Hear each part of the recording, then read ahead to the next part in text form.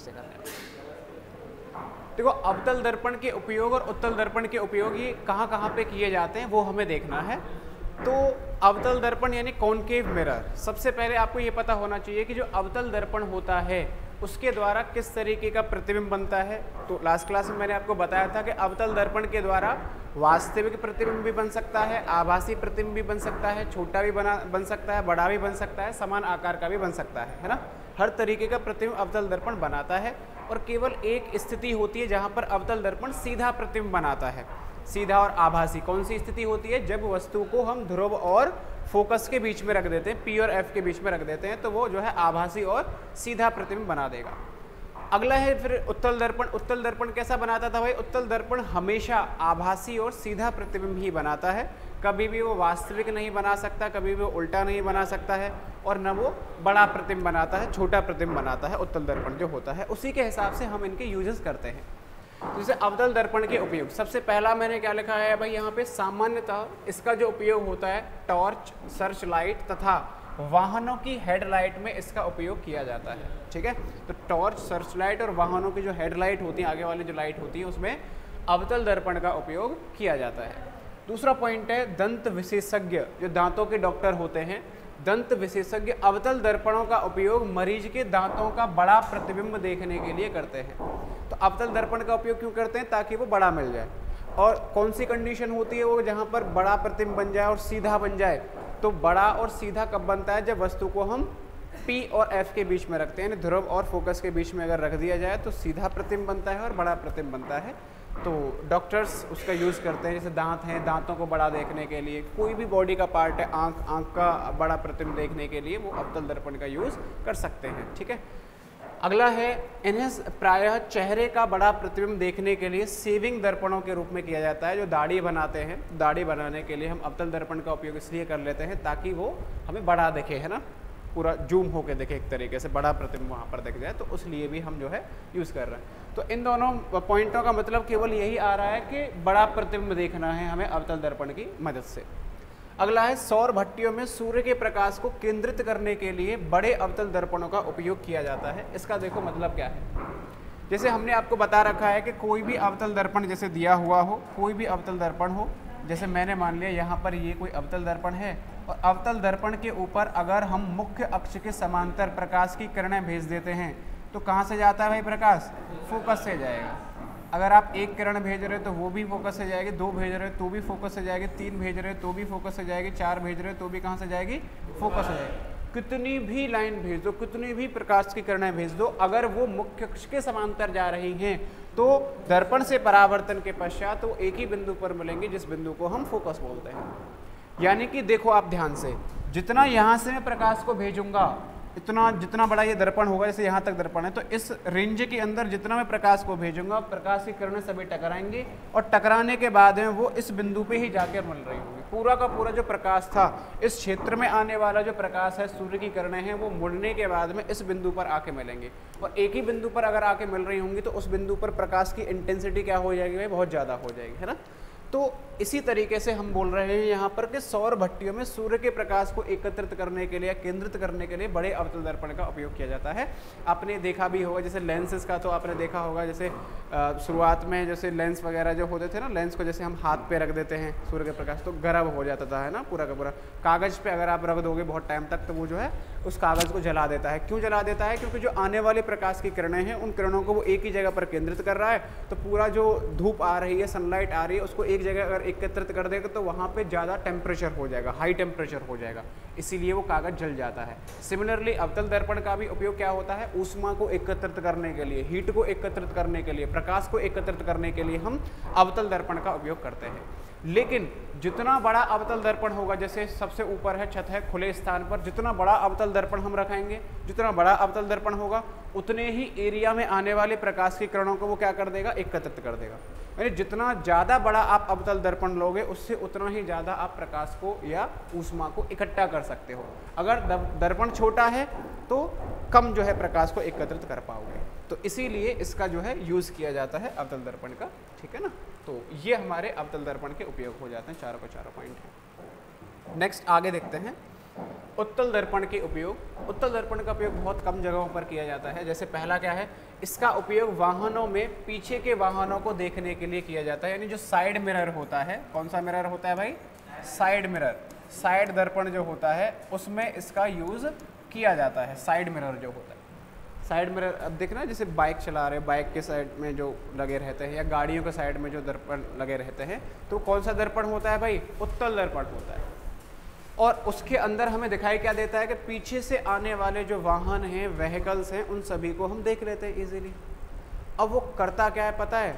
वो दर्पण ऐसा काम करता है कि हमें पीछे के आने वाले सभी के सभी वाहन दिखते हैं, और जो पीछे से वाहन आते हैं उनका छोटा प्रतिबिंब हमें वो दिखा देता है। कैसा प्रतिबिंब दिखा देता है? छोटा, यानी बहुत बड़े से क्षेत्रफल का, बहुत बड़े एरिया का छोटा सा प्रतिबिंब बना के हमें वो दे देता है। कौन देता है ये काम? कौन कर सकता है? उत्तल दर्पण ही कर सकता है। उत्तल दर्पण में हमने पढ़ा है ना, उत्तल दर्पण कैसा बनाता है? प्रतिबिंब आभासी बनाएगा, और कैसा बनाएगा? सीधा बनाएगा और छोटा बनाता है। इसीलिए हम वहाँ पर उत्तल दर्पण का उपयोग कर लेते हैं। तो कभी भी ऐसी जगह पर जहाँ पर आपको बड़े क्षेत्रफल को देखना हो, बड़े एरिया को देखना हो, तो वहाँ पर हम कौन सा यूज़ करते हैं भाई? कौन सा दर्पण यूज़ करते हैं?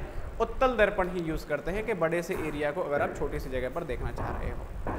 अगला है, दुकानों में इसका उपयोग सिक्योरिटी दर्पण के रूप में भी किया जाता है। तो दुकानों में जो सिक्योरिटी दर्पण होते हैं वहाँ पर भी आप इसका यूज़ कर सकते हो। सिक्योरिटी दर्पण में किस तरीके से यूज़ करेंगे उसको देख सकते हो आप भाई। जैसे दुकान वगैरह है, तो दुकान में ये आपको दिख रहा है, ये पूरा सिक्योरिटी दर्पण है, ये उत्तल दर्पण ही है। इस उत्तल दर्पण में देखो पूरा इसके अंदर यहाँ से यहाँ तक इतने बड़े एरिया को इसने कवर कर लिया। तो जैसे यहाँ पर इसके सामने कोई आदमी बैठा हुआ होगा, दुकानदार बैठा हुआ होगा, दर्पण लगा लिया, वो पूरे की निगरानी कर रहा है। एक तरीके से कैमरे का काम कर रहा है। किसका काम कर रहा है? कैमरे का काम कर रहा है ना। कैमरे में बस फ़ायदा क्या हो जाता है? कैमरे में हमें ये पता चल जाता है कि जो भी चीज़ें वो चल रही हैं वो सेव हो जाती है, रिकॉर्ड किया जा सकता है। लेकिन इसको हम रिकॉर्ड नहीं कर पाते हैं। यहाँ प्रेजेंट में जो भी चीज़ हो रही है वो सारी चीज़ें हमें दिख जाएंगी, है ना। तो पूरे कहाँ किस कोने में क्या चल रहा है, कहानी क्या हो रही है, कौन क्या ले रहा है, कौन क्या उठा रहा है, वो सारे के सारी चीज़ें ये उत्तल दर्पण हमें बता देगा। तो सिक्योरिटी दर्पण के रूप में उत्तल दर्पण का यूज़ किया जाता है। और वाहनों के जो साइड मिरर जो होता है वहाँ पर भी उत्तल दर्पण का ही यूज़ करते हैं। क्यों करते हैं? ताकि बड़े दृष्टि विस्तार को आप छोटे से रूप में आप उसे देख पाओ आसानी से। ठीक है ना। तो क्लियर हो गया अवतल दर्पण का उपयोग और उत्तल दर्पण का उपयोग। अच्छा, उस दर्पण का नाम बताओ जो सीधा और बड़ा प्रतिबिंब बनाता है। बताइए भाई कौन सा आना चाहिए? कौन सा दर्पण है जो सीधा और बड़ा प्रतिबिंब बनाएगा? तो सीधा और बड़ा, उत्तल सीधा तो बनाता है लेकिन छोटा बनाता है भाई। उत्तल सीधा और छोटा बनाता है, अवतल बना देगा। तो क्या नाम आ जाएगा भाई इसका? अवतल दर्पण। अवतल दर्पण कैसा बनाएगा? ये बड़ा प्रतिबिंब बनाता है और सीधा। कब बनाएगा भाई ये बड़ा और सीधा? जब वस्तु P और F के बीच में हो जाए।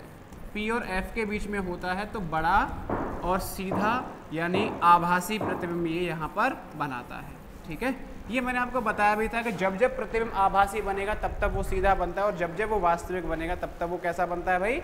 उल्टा प्रतिबिंब बनता है। ठीक है, इस तरीके से आप सोच समझ के आंसर दे सकते हो आसानी से। ठीक है, अगला देखो, नेक्स्ट हमें क्या करना है।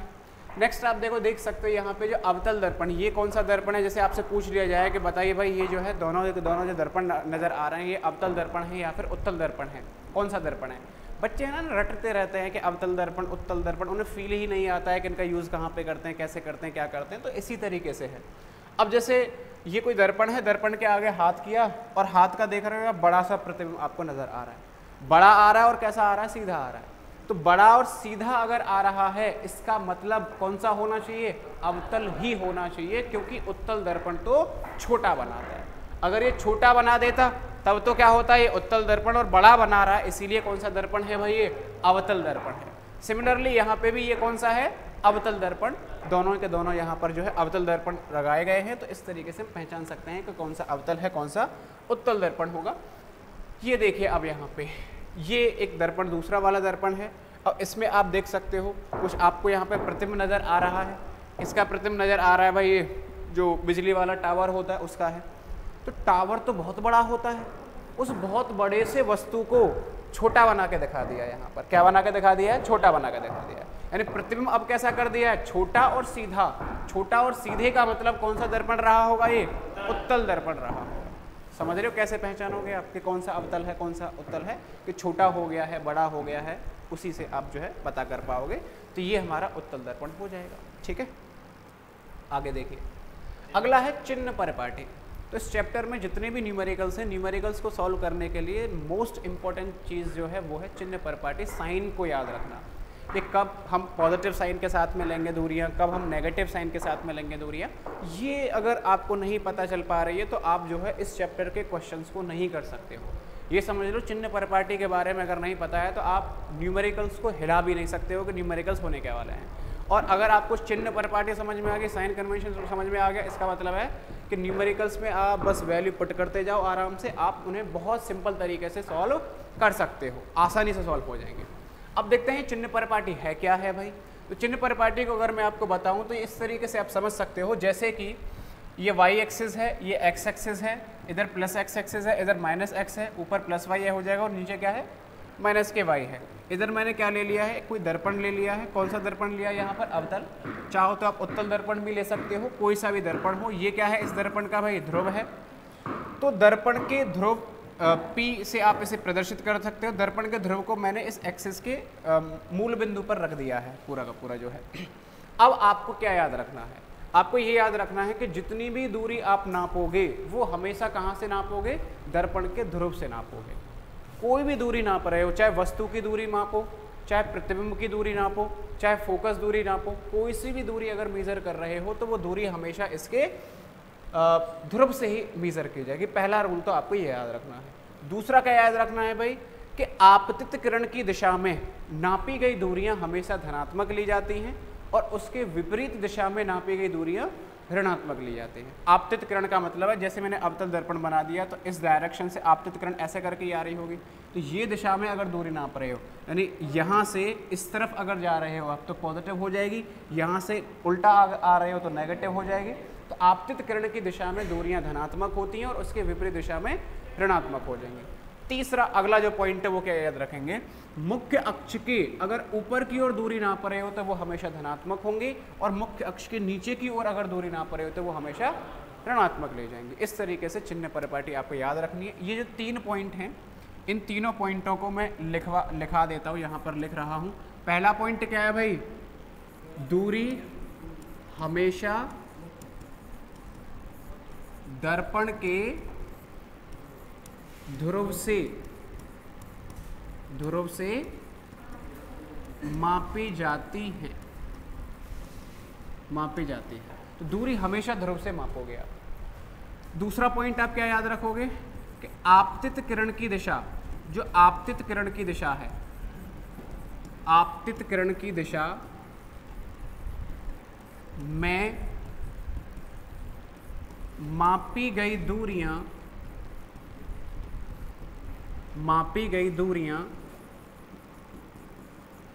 धनात्मक ली जाती हैं एवं उसके विपरीत दिशा में मापी गई दूरियां ऋणात्मक ली जाती हैं। ठीक है, ये कैसे हो जाएंगी? ऋणात्मक हो जाएंगे, ऋणात्मक ले जाते हैं। आपतित किरण की दिशा का मतलब है ऐसे करके किरण आ रही होगी तो आप इसे ऐसे भी बोल सकते हो कि ध्रुव के राइट साइड में जो दूरियां हैं वो धनात्मक हो जाएंगी और ध्रुव के लेफ्ट साइड में दूरियां ऋणात्मक हो जाएंगी यहाँ पर। ठीक है ना?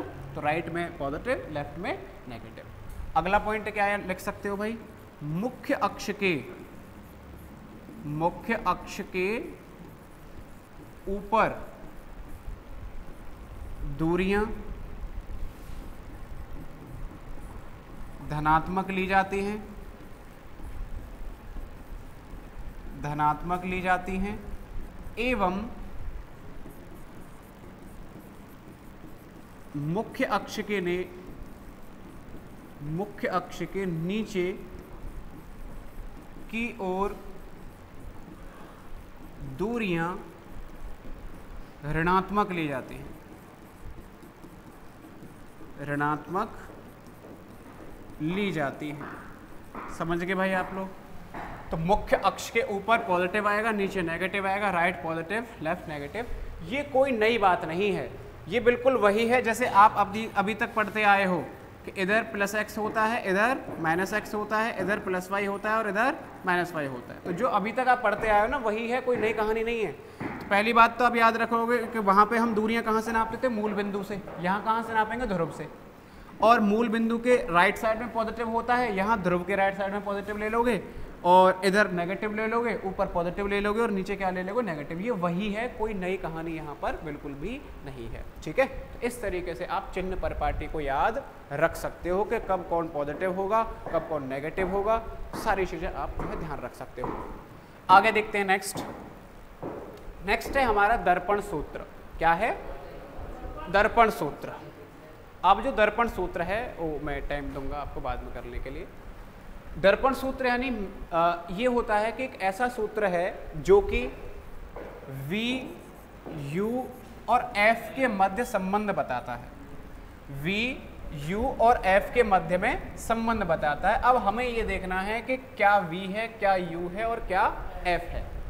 देखो V को हम बोलते हैं इमेज डिस्टेंस। इमेज डिस्टेंस का मतलब है प्रतिबिंब की दूरी। क्या होता है? प्रतिबिंब की दूरी। U का मतलब है ऑब्जेक्ट डिस्टेंस, इसका मतलब है वस्तु की दूरी। क्या है भाई ये? वस्तु की दूरी। F का मतलब होता है फोकल लेंथ यानी फोकस दूरी। आपको केवल हिंदी में ही लिखने हैं, इंग्लिश में इसलिए लिखा दिए गए हैं यहाँ पे ताकि आपको इंग्लिश में भी पता हो। तो V क्या होता है? प्रतिबिंब की दूरी। की प्रतिबिंब कहाँ पर बन रहा है वो V होता है। U क्या होता है? वस्तु की दूरी, वस्तु कहाँ पे रखी हुई है। और स्मॉल f क्या होता है? फोकस दूरी। जहाँ तक P और F के जो बीच की दूरी होती है वो फोकस दूरी होती है, तो ये फोकस दूरी होता है। यानी दर्पण सूत्र हम ऐसा बोल सकते हैं कि ऐसा सूत्र जो कि प्रतिबिंब की दूरी, वस्तु की दूरी और फोकस दूरी में संबंध स्थापित करता है। डेफिनेशन क्या लिखेंगे? ऐसा सूत्र जो प्रतिबिंब की दूरी, वस्तु की दूरी और फोकस दूरी में संबंध बताता है, उस सूत्र को हम दर्पण सूत्र कहेंगे। ठीक है ना? तो इस तरीके से हम दर्पण सूत्र बोल सकते हैं। और ये संबंध होता क्या है भाई? फॉर्मूला होता है 1/v + 1/u बराबर क्या आ जाएगा? 1/f। या आप इसे ऐसे भी याद रख सकते हो कि 1/f किसके बराबर आएगा? 1/v + 1/u। कैसे भी लिख लो बात तो एक ही है, कैसे भी लिख लो बात तो एक ही है। तो 1/f किसके बराबर है? 1/v + 1/u। याद ये जरूर रखना है कि v का क्या मतलब है, u का क्या मतलब है और f का क्या मतलब है। समझ रहे हो आप लोग? तो ये होता है हमारा दर्पण सूत्र। एक होता है टर्म हमारा आवर्धन, या आवर्धन बोलो या रेखीय आवर्धन बोलो, एक ही बात है। लीनियर मैग्निफिकेशन हम इसे बोलते हैं। अब ये आवर्धन क्या होता है भाई? तो आवर्धन का मतलब मैं आपको बता देता हूं। आवर्धन का मतलब होता है प्रतिबिंब की लंबाई एवं वस्तु की लंबाई के अनुपात को रेखीय आवर्धन कहते हैं। रेखीय आवर्धन कहते हैं। तो रेखीय आवर्धन का क्या मतलब हो जाएगा? प्रतिबिंब की लंबाई और वस्तु की लंबाई का जो अनुपात आ रहा है वही रेखीय आवर्धन हो जाएगा। अब रेखीय आवर्धन को हम प्रदर्शित करते हैं m से। किससे प्रदर्शित करते हैं? m से। तो अगर लिखना चाहो तो ऐसे लिख सकते हो, m किसके बराबर आ जाएगा? प्रतिबिंब की लंबाई अपॉन वस्तु की लंबाई। और प्रतिबिंब की लंबाई और वस्तु की लंबाई, प्रतिबिंब की लंबाई को आप I से प्रदर्शित कर सकते हो या O से, या फिर H और H' से भी हम प्रदर्शित कर सकते हैं कि H' मान लिया और H मान लिया, कैसे भी कर सकते हो। I से मैंने इसलिए कर दिया है कि प्रतिबिंब की लंबाई यानी इमेज लेंथ होता है, और वस्तु की लंबाई को O से इसलिए किया है क्योंकि ऑब्जेक्ट लेंथ होता है ना। H' और H से भी आप प्रदर्शित कर सकते हो। ये है पूरा। तो m का फॉर्मूला हमारा ये आ गया पूरा का पूरा, m = I/O, या फिर प्रतिबिंब की लंबाई अपॉन वस्तु की लंबाई। इसका एक दूसरा भी फॉर्मूला होता है भाई। दूसरा फॉर्मूला देखो क्या होता है? दूसरा होता है कि एम आई अपॉन ओ के तो बराबर होता ही है, इसके अलावा एम बराबर होता है minus k v upon u, minus v upon u, ये भी इसका एक फॉर्मूला है। अब ये किसके पदों में आ गया, ये आ रहा है प्रतिबिंब की दूरी और वस्तु की दूरी के पदों में, और ये क्या है, प्रतिबिंब की लंबाई और वस्तु के लंबाई के पदों में। यानी कि आप अगर इन दोनों को कंबाइन कर लोगे तो ऐसा लिख सकते हो कि m is equal to I upon O या फिर माइनस के v अपॉन यू।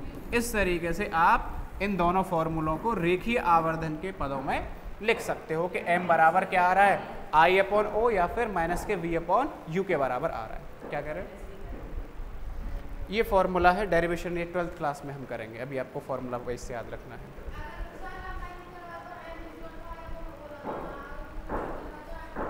जो भी पूछा जा रहा है उसके अकॉर्डिंग लगाओगे।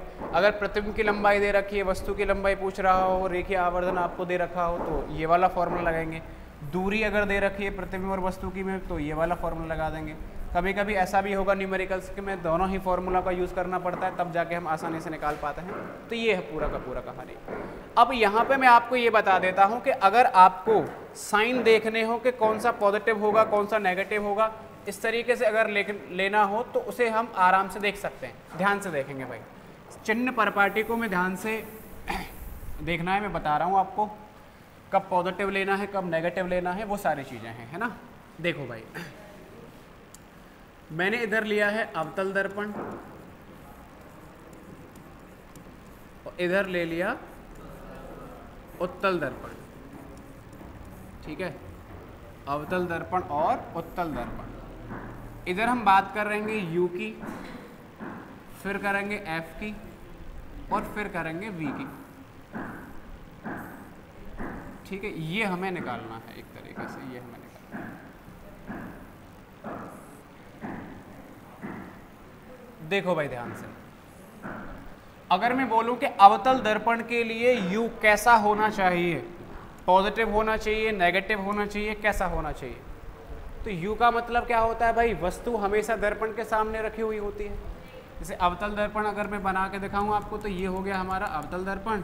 इधर क्या होता है P, इधर क्या होता है F, इधर क्या होता है C। तो वस्तु हमेशा दर्पण के सामने ही होती है इधर, और इधर अगर वस्तु रखी हुई है यानी कि लेफ्ट साइड में अगर आप दूरी नाप रहे हो तो कैसी हो जाएगी भाई, ये हमेशा नेगेटिव। तो U अवतल दर्पण के नेगेटिव ही होगा। अगर उत्तल दर्पण के लिए मैं देखूं तो उत्तल दर्पण में भी क्या होगा भाई, उत्तल दर्पण ये है, इसका P इधर होता है, F यहाँ कहीं होगा और C यहाँ कहीं हो जाएगा। उत्तल दर्पण के लिए अगर हम देखें तो यहाँ पर तो वस्तु तो कहाँ रखी जाती है, सामने ही रखी जाती है, यहाँ कहीं ही रखी जाएगी वस्तु, इधर भी यहाँ कहीं भी आप रख सकते हो। तो इधर भी कैसा आएगा, नेगेटिव ही आएगा। यानी आप हमेशा याद रखोगे, ये तो अभी से याद रख लेना कि U हमेशा ऋणात्मक ही होगा, चाहे वो अवतल दर्पण हो चाहे वो उत्तल दर्पण हो, या फिर आगे हम लेंसेज के बारे में भी पढ़ेंगे, चाहे कोई सा भी लेंस भी क्यों ना आ जाए, लेंस आ जाए, दर्पण आ जाए, उत्तल आ जाए, अवतल आ जाए, कुछ भी आ जाए, U की वैल्यू हमेशा कैसी रहेगी भाई, नेगेटिव ही रहेगी। ऑलवेज मैं यहाँ पे लिख सकता हूँ, हमेशा ऐसा ही होगा, ठीक है, ऑलवेज। अब है F के बारे में हमें देखना है कि फोकस दूरी कैसी होगी। तो अवतल दर्पण के लिए फोकस अगर हम देखें तो अवतल दर्पण का फोकस लेफ्ट साइड में होता है, तो लेफ्ट साइड में अगर होता है तो लेफ्ट में अगर है तो कैसा हो जाएगा, ये नेगेटिव हो जाएगा। और उत्तल दर्पण में कैसा किधर होता है फोकस, राइट में होता है, क्योंकि केंद्र इसका इधर चला गया है, तो ये कैसा आ जाएगा भाई, पॉजिटिव आ जाएगा। सेम ऐसा ही साइन कन्वेंशन लेंस में भी मिलेगा। तो चाहे दर्पण आ जाए, लेंस आ जाए, U जो मैंने लिखवाया है या F जो लिखवाया है वो लेंसेज में भी आपको मिलेगा, लेकिन V बदल जाता है लेंसेज में जाके। तो अब V को हमें देखना है, V किसके लिए पॉजिटिव होगा, कैसे नेगेटिव होगा, वो आपको चेक करना है। तो ध्यान से देखो, पहले मैं अवतल दर्पण के लिए देख रहा हूँ, तो अवतल दर्पण में आपने देखा होगा जो प्रतिबिंब है वो आगे भी बनते हैं, और एक कंडीशन ऐसी थी जहाँ पर प्रतिबिंब पीछे भी बन गया था। तो 5 केसेस में आगे बना था प्रतिबिंब, यानी उन सभी केसेस में तो V नेगेटिव हो जाएगा, और जिस केस में ये इधर बना है उस केस में कैसा हो जाएगा, पॉजिटिव हो जाएगा। यानी V की वैल्यू नेगेटिव भी हो सकती है और पॉजिटिव भी हो सकती है। कैसी भी वैल्यू हो सकती है। नेगेटिव कब होगी भाई V की वैल्यू, नेगेटिव तब होगी जब प्रतिबिंब कैसा बन रहा होगा, वास्तविक। कैसा बनेगा, वास्तविक प्रतिबिंब, वास्तविक यानी उल्टा जो प्रतिबिंब बन रहा होगा, तो V कैसा आता है, नेगेटिव आता है, क्योंकि इस तरफ बन रहा था, सामने बन रहा था। और पॉजिटिव कब बनेगा भाई, जब वो आभासी और सीधा प्रतिबिंब बन रहा था तो वो पॉजिटिव हो जाता है। तो यहीं से पहचानेंगे कि वास्तविक है या आभासी है। वास्तविक बन रहा है तो नेगेटिव ले लोगे, आभासी बन रहा है तो पॉजिटिव ले लोगे। या दिया जाए कि दर्पण के पीछे बन रहा है तो पॉजिटिव, दर्पण के सामने बन रहा है तो नेगेटिव आ जाएगा। उत्तल दर्पण की अगर हम बात करें तो उत्तल दर्पण में दो स्थिति थी, दोनों ही स्थिति में प्रतिबिंब कहाँ पे बना था? एक स्थिति में तो F पर बन गया था और कितनी भी स्थिति आ जाए उन सभी पे क्या बनेगा? P और F के बीच में बनाएगा, यानी दर्पण के पीछे ही बनेगा। और इधर अगर बनेगा तो V कैसा रहेगा भाई? यहाँ पर हमेशा पॉजिटिव रहेगा। क्यों आया? क्योंकि ये कैसा बनता है? आभासी और सीधा ही तो बनता है यहाँ पे भी।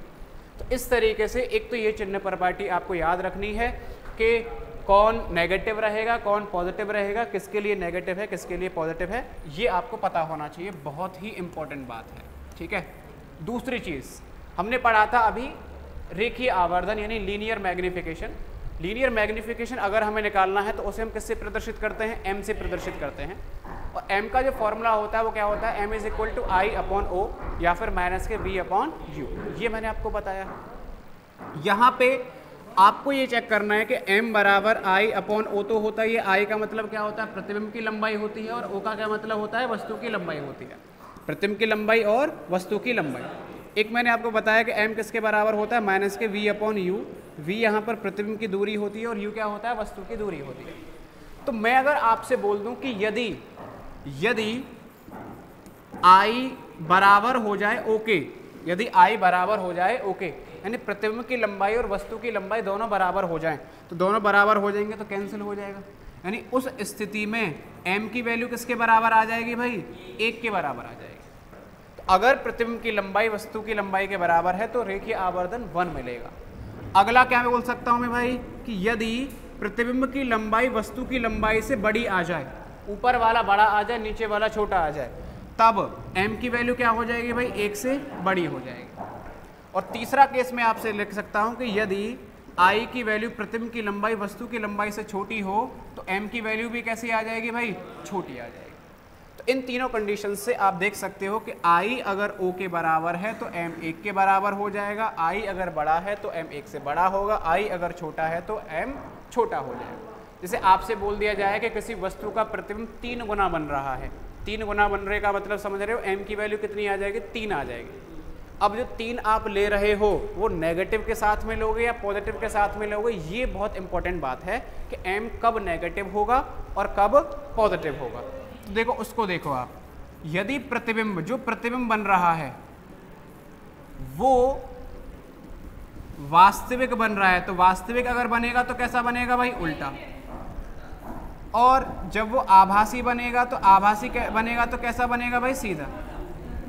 तो जब प्रतिबिंब उल्टा बनता है, उल्टा बनने का मतलब है कि I की वैल्यू किधर आ जाएगी? नीचे की तरफ आ जाएगी। उल्टा बन रहा है प्रतिबिंब, नीचे की ओर बनेगा, नीचे की ओर बनेगा, यानी I कैसा होगा? नेगेटिव। और O2 कैसा होगा? पॉजिटिव ही होगा। तो उल्टा अगर बन रहा होगा तो M की वैल्यू कैसी आ जाएगी भाई? नेगेटिव आ जाएगी। कैसी वैल्यू आ जाएगी? नेगेटिव आ जाएगी। और जब प्रतिबिंब आभासी बन रहा है, आभासी यानी सीधा, तो M की वैल्यू कैसी आ जाएगी? पॉजिटिव वैल्यू मिल जाएगी। कैसी वैल्यू मिल जाएगी? पॉजिटिव वैल्यू मिल जाएगी।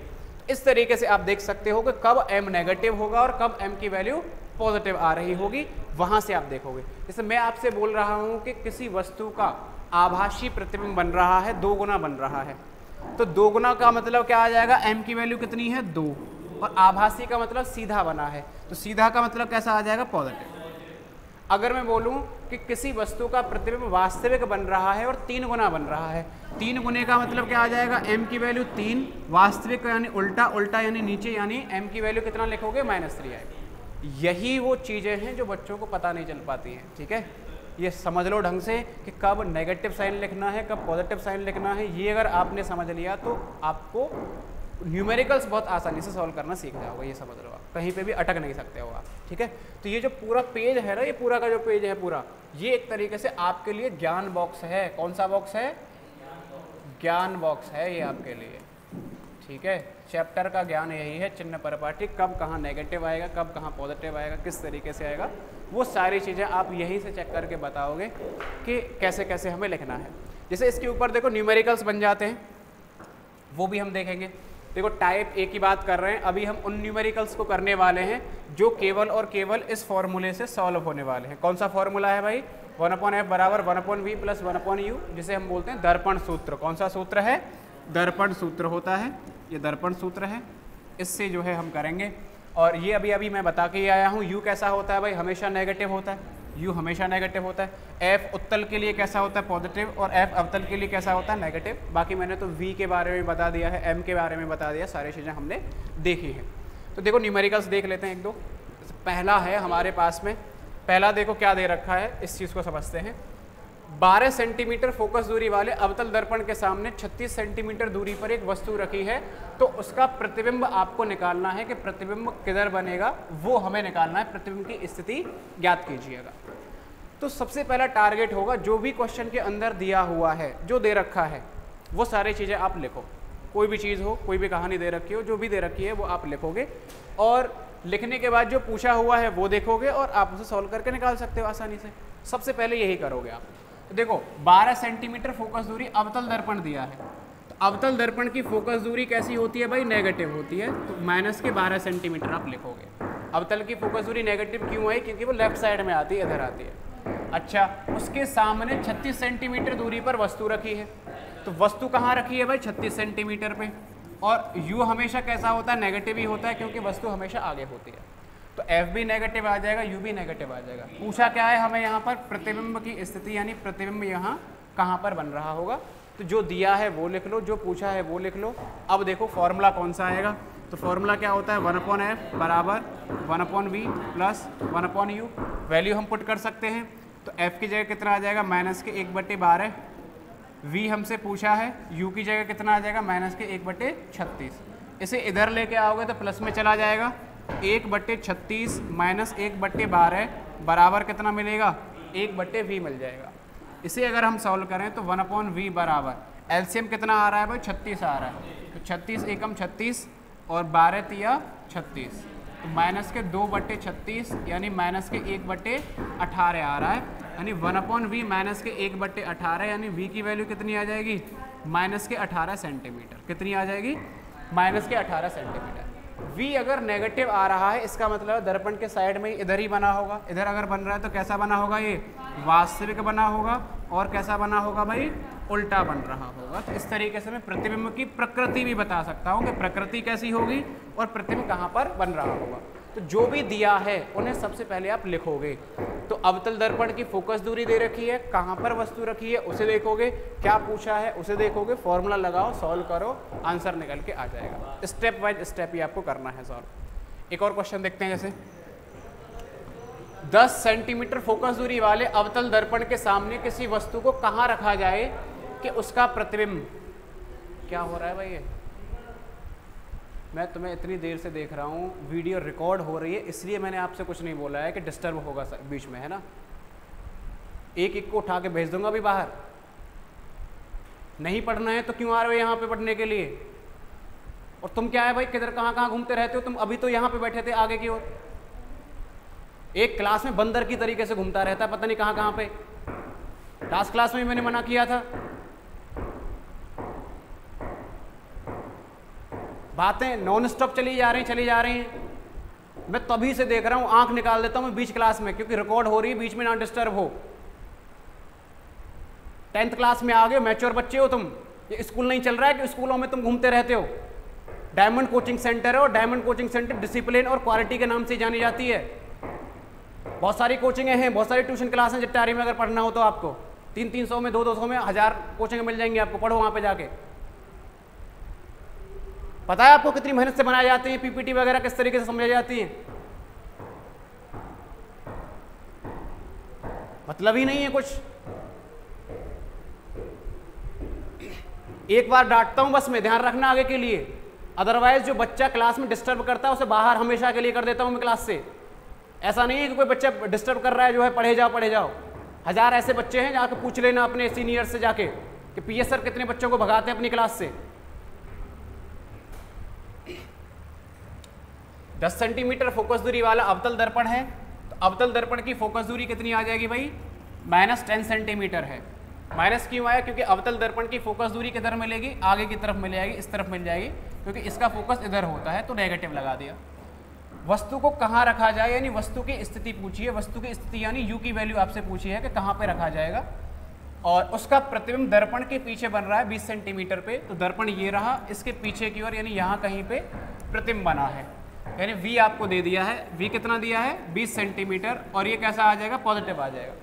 तो f आपको नेगेटिव में ये दे दिया है, v दे दिया है, u आपसे पूछा है, फॉर्मूला आपके सामने है ये 1/f बराबर 1/v प्लस क्या होता है भाई 1/u। तो वैल्यू पुट कर सकते हो, -1/10 इज इक्वल टू 1/20 प्लस कितना आ जाएगा 1/u। अगर मुझे 1/u निकालना है तो 1/u बराबर मिल जाएगा, इसको अगर मैं इधर लेके आऊँ तो नेगेटिव में चला जाएगा, तो -1/10 -1/20 हो जाएगा। एलसीएम कितना आएगा भाई 20, -2 -1 कितना मिलेगा -3/20, तो v कितना निकल के आ जाएगा -20/3 निकल के आ जाएगा। ठीक है, क्योंकि उल्टा हो जाता है, रिवर्स हो जाता है। तो इतने सेंटीमीटर पे वस्तु अगर रख दी जाए तो वहाँ पर प्रतिबिंब कहाँ पर बन जाएगा? 20 सेंटीमीटर दूरी पर बनेगा और पीछे की तरफ बनेगा। अब देखो आंसर कैसा आया है? नेगेटिव। यहाँ पे भी आप ध्यान रखा करो कि कभी भी आपने सॉल्व किया और सॉल्व करने के बाद u की वैल्यू अगर पॉजिटिव में आ गई आपकी, इसका मतलब है आपने कहीं ना कहीं मिस्टेक की है, गलती की है, तो उसे चेक करो। अगर नेगेटिव में आ रही है इसका मतलब सही है। u हमेशा कैसा होता है? नेगेटिव ही होता है। तो सॉल्व करने के बाद नेगेटिव में ही मिलना चाहिए। इस तरीके से कर सकते हो। तरीका बस यही है कि जो दे रखा है उसे लिखो, पहले आप जो पूछा है उसे भी लिखो। फॉर्मूला आपके सामने है, सब बच्चों को ये याद हो ही गया होगा, तुरंत अभी भी पता हो गया होगा। फॉर्मूले में वैल्यू पुट कर दो, तुरंत आप निकाल सकते हो एज इट इज जो भी है पूरा का पूरा। सिमिलरली एक और क्वेश्चन है। अब देखो कौन सा दिया है, ये उत्तल दर्पण है। उत्तल दर्पण के सामने 20 सेंटीमीटर दूरी पर रखी वस्तु का प्रतिबिंब दर्पण के पीछे रखा है, पीछे बन रहा है 15 सेंटीमीटर पे बन रहा है। तो देखो ध्यान से, उत्तल दर्पण के सामने कितनी दूरी पर रखी है भाई? 20 सेंटीमीटर दूरी पर, तो ये नेगेटिव ही होगा यू तो हमेशा। दर्पण के पीछे जो है प्रतिबिंब बन रहा है, कितनी दूरी पर बन रहा है? 15 सेंटीमीटर पे बन रहा है, तो पीछे बन रहा है यानी पॉजिटिव होगा। f आपसे पूछा है, तो 1/f कितना मिल जाएगा? 1/v plus 1/u। 1/f अगर मुझे निकालना है वैल्यू पुट कर दीजिए, 1/v कितना आ जाएगा 15 माइनस 1/20। एलसीएम कितना आ जाएगा भाई 60, 15 चौका 60, 20 तिया 60, कितना आ जाएगा 1/60, यानी 1/f कितना मिल जाएगा 1/60। तो यहाँ से अगर आप सॉल्व करोगे तो f की वैल्यू कितनी निकल के आ जाएगी? Plus 60 centimetre. और ये प्लस में ही आना चाहिए, क्यों? क्योंकि उत्तल दर्पण के लिए फोकस कैसा होता है? धनात्मक ही होता है। तो जो आपका आंसर निकल के आ रहा है ना, प्लस माइनस से आप ये भी पता कर लोगे कि हमारा आंसर सही आया है या गलत आया है। अगर आपको चिन्ह परिपाटी का ज्ञान है तो तभी कर पाओगे, और चिन्ह परिपाटी को नहीं पता चल रहा है तो फिर तो जो क्या सही आ रहा है क्या गलत आ रहा है कुछ आपको फ़र्क ही नहीं पड़ेगा कि कैसे आपको निकाला, ये पॉजिटिव आता है नेगेटिव आता है क्या आता है। ठीक है, इस तरीके के क्वेश्चन से करो। एक क्वेश्चन है, इसको सभी बच्चे करके देखो भाई क्या आएगा, करो फटाफट से, ऐसे चेक करूँगा मैं इसे अभी।